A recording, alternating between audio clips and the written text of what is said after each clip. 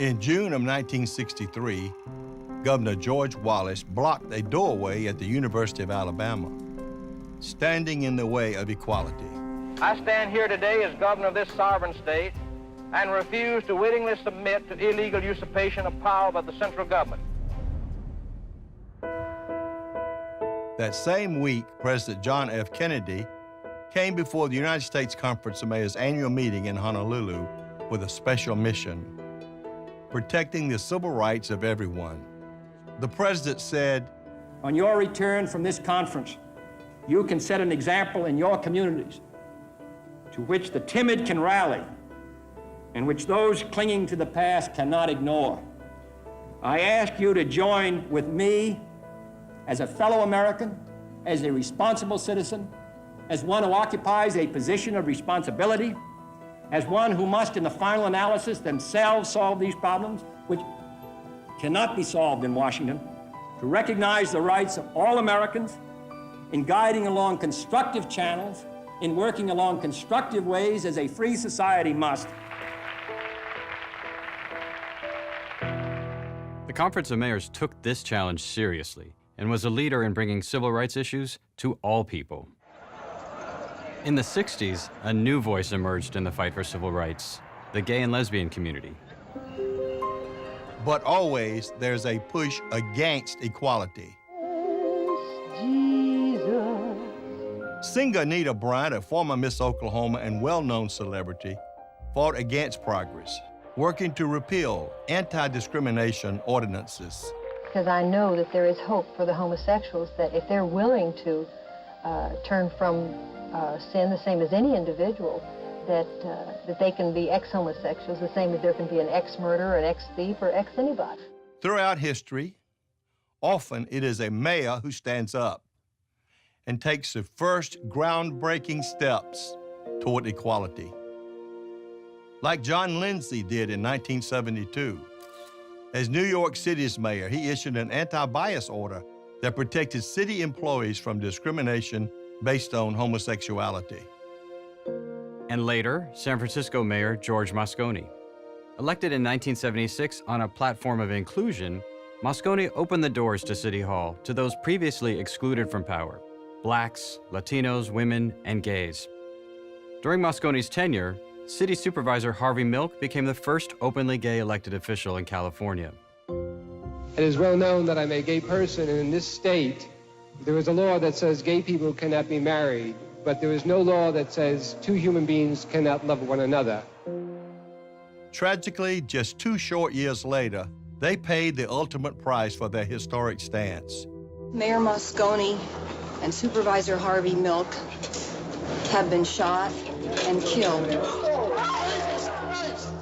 Yet their legacy of inclusion and equality still inspires. In the early 80s, there was a new threat, a disease that was being called a gay cancer. Shows that the lifestyle of some male homosexuals has triggered an epidemic of a rare form of cancer. What started as a few isolated cases spread quickly, infecting thousands, first in major cities, then nationwide. At that time, little was known about the disease, what caused it, or how it was spread. It threw the gay community into crisis. What made the unknown even more dangerous was fear, the type that fosters discrimination. And for the most part, this crisis was met with silence from the Reagan administration. Sometimes it was even publicly brushed off. One in every 3 people that get this have died, and I wondered if the president is aware of it. I don't have it, are you? Do you? This terrible disease fanned the flames of discrimination. Again, it was the mayors who took the first protective steps. In 1984, the U.S. Conference of Mayors led the way, calling for the legal protection of gay and lesbian rights at all levels of government. Boston Mayor Raymond Flynn, and later Conference of Mayors president in 1991-92, signed an executive order protecting gays in city employment, specifically for Boston. That same year, the conference formed the Mayor's AIDS Task Force, chaired by San Francisco Mayor Dianne Feinstein. And by the end of the decade, more than 60 cities, including the nation's largest, adopted their own anti-discrimination policies or executive orders. Every year for 15 years, the New York City Council has considered a homosexual rights bill and then rejected it. But this year's bill, introduced by Mayor Koch, is more specific than past proposals, outlawing discrimination against gays in housing, jobs, and commercial transactions. Justice delayed is justice denied. Meanwhile, the sheer number of those infected with HIV/AIDS forced its victims out from the shadows. For 5 years, the federal government stayed mostly silent, except for the voice of Surgeon General C. Everett Koop, who saw the Conference of Mayors as a rare ally in the war against AIDS. Koop told mayors, "The people who actually have AIDS are in your cities. They are your constituents, and they look to you and your colleagues in health agencies for the help they need." In clear, plain language, he reminded mayors of their responsibility to help with AIDS education. Surgeon General Everett Koop told the mayor's conference today he still believes that beginning in junior high is too late. I personally would urge that the material be presented earlier among 9, 10, and 11-year-olds. San Francisco Mayor Dianne Feinstein. As mayors, we must support and advocate, regardless of our own moral or religious beliefs, teaching young people how AIDS is transmitted sexually. This is, in fact, a life and death issue. Emboldened by Dr. Koop, the U.S. Conference of Mayors pressed forward. We, as mayors and local leaders, have a moral responsibility to help stop the further spread of this disease, to educate our citizens and their children to the facts of AIDS. Today's session will focus on our efforts as mayors to combat AIDS itself, as well as the unwarranted fear of AIDS in our cities.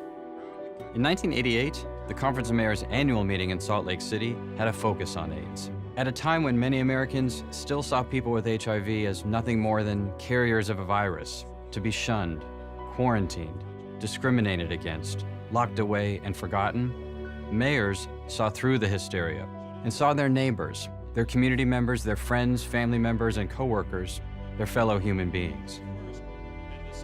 The AIDS Memorial Quilt, which celebrates instead of stigmatizes those who died of AIDS, served as a background to the dais throughout the meeting. Activist David Sharpton described to mayors how cities could better serve people with AIDS. We've got to get the facts out on AIDS, and it's got to happen now. With your help and support, we can make a difference. I look forward to the day when this quilt will no longer have to be behind us, and when this quilt can stop growing. A day I'm afraid I will never see. Thank you, and God bless.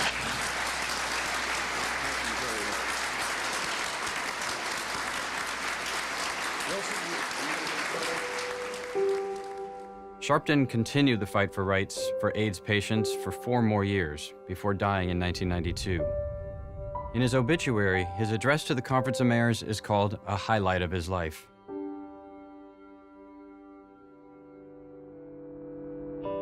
The U.S. Conference of Mayors HIV/AIDS prevention program started working with the Centers for Disease Control. Over 25 years, the Conference of Mayors awarded $17 million to more than 250 community-based organizations and health departments that might not otherwise have received funding. While AIDS continued to take lives, the Conference of Mayors continued to fight other civil rights threats. In the 90s, discrimination took many forms. In the military, not asking and not telling. The Defense Department views homosexuality as incompatible with military service. In housing and employment. We can lose our jobs, we can lose our housing, we can be thrown out of a public accommodation. In marriage and in adoption. Gay couples say they are denied family rights like Social Security, medical benefits, and inheritance that are automatic for straights. And worst of all, the ugliest side of discrimination, hate crimes. In 1991, the U.S. Conference of Mayors adopted a resolution calling for the increased vigilance in preventing hate crimes 2 years before federal legislation. At the same time, there was continuing pushback against the movement toward equality.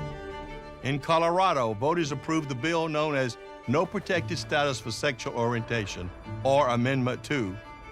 The United States Conference of Mayors took a bold stand by moving the annual meeting away from Colorado Springs. The boycott has caused the cancellation of millions of dollars worth of conventions, including the U.S. Conference of Mayors.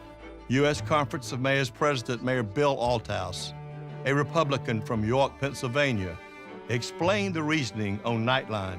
So the U.S. Conference of Mayors has a very strong record of opposing discrimination in any form. We have strong policy on the question of protecting gays from discrimination. Discrimination is immoral and it should be illegal. Amendment 2 was overturned in 1996 when the United States Supreme Court ruled it unconstitutional. Through the decades, the Conference of Mayors took action on a variety of fronts, endorsing the Employment Non-Discrimination Act, the Military Readiness Enhancement Act, the Uniting American Families Act, the Repeal HIV Discrimination Act, and the Matthew Shepard Local Law Enforcement Hate Crimes Prevention Act. Meanwhile, momentum and support for gay rights continued to build, and Americans from all walks of life found ways to mobilize. I stand with you today because the preamble to the United States Constitution begins with the words, "We the people." And many have given their lives to ensure that these words embraced every single American. Discrimination cannot be tolerated under any circumstances. In 1993, more than 1 million people marched on Washington, wanting the world to hear their protest against discrimination. And throughout the decade, the tide continued to grow, leading to the 2000 Millennium March on Washington. Please greet the Honorable Wellington Webb, Mayor of Denver. Where Denver Mayor and Conference of Mayors President Wellington Webb spelled out the legacy and importance of human rights. That flag that we say the pledge to, that's red, white, and blue, also means black, yellow, brown, red, purple too. That it's a rainbow, and only together when we fight for inclusion for all people, that we say that America has lived out its promise to be a great country, a great nation.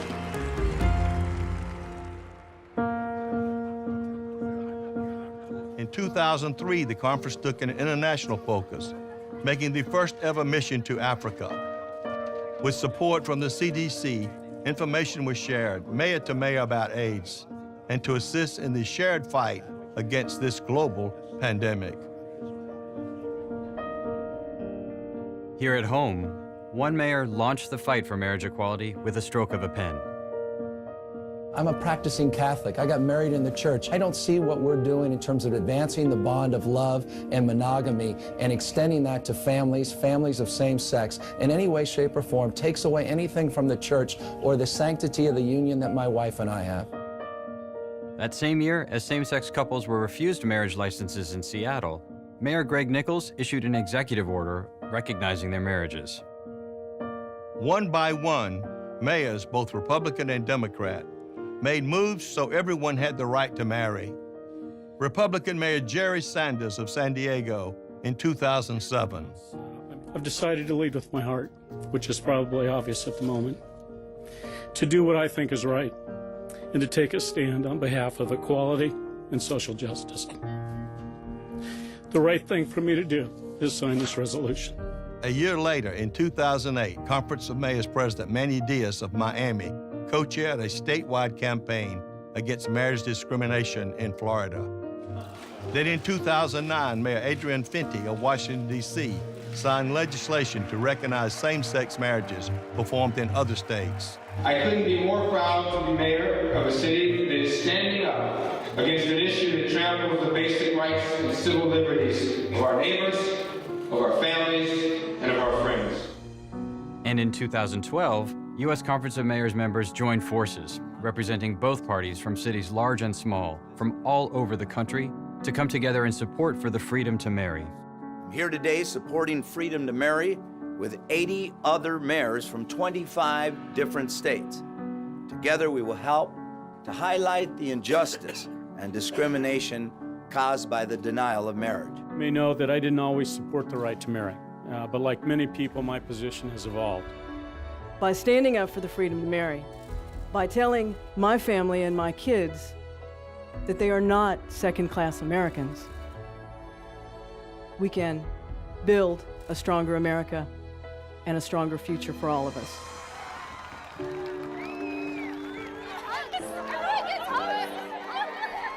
There is no doubt that the groundbreaking work of mayors led to the historic Supreme Court ruling in 2015, declaring states cannot keep same-sex couples from marrying and must recognize their unions. We have come so far, but still there are miles to go. As Congress still debates discrimination against lesbian, gay, bisexual, and transgender people, mayors continue to take historic steps. This isn't about politics. This is not about PR. This is about doing what's right. Like Mayor Greg Ballard of Indianapolis, asking for sexual orientation and gender identity to be protected in state law. Discrimination is wrong. And I hope that message is being heard loud and clear at our State House. Just as incoming Conference of Mayors President Mick Cornett to stop housing discrimination in Oklahoma City. This has to do with the image of the city. Are we a city that's accepting? Are we a city that's open-minded? And I believe we are. Governor George Wallace once blocked progress toward equality by blocking access to the University of Alabama. We still face those who stand in the way of what's right, as Governor McCrory and other governors block access to bathrooms. Again, mayors lead the charge. Like Salt Lake's Jackie Biskupsy, the city's first openly gay mayor. She signed a letter inviting businesses angered by the new anti-LGBT legislation to move to Salt Lake City. And Conference President Stephanie Rollins Blake. The Conference of Mayors provides a platform for LGBT mayors to amplify our voices and our stories. In the last 15 years, LGBT mayors started to get elected and began to speak out inside our cities, within the Conference of Mayors, and thanks to the conference, to the nation. And it's changed hearts and minds. This movement wasn't just happening to LGBT people, but by them.